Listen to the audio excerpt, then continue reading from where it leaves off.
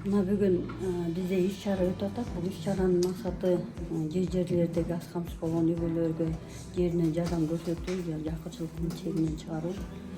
Быйыл биздин квота боюнча Айтматов районунда 314 үй бүлөгө, аз камсыз үй бүлөлөргө 100 000 сомдон сертификат тапшыруу аземин алдында турабыз.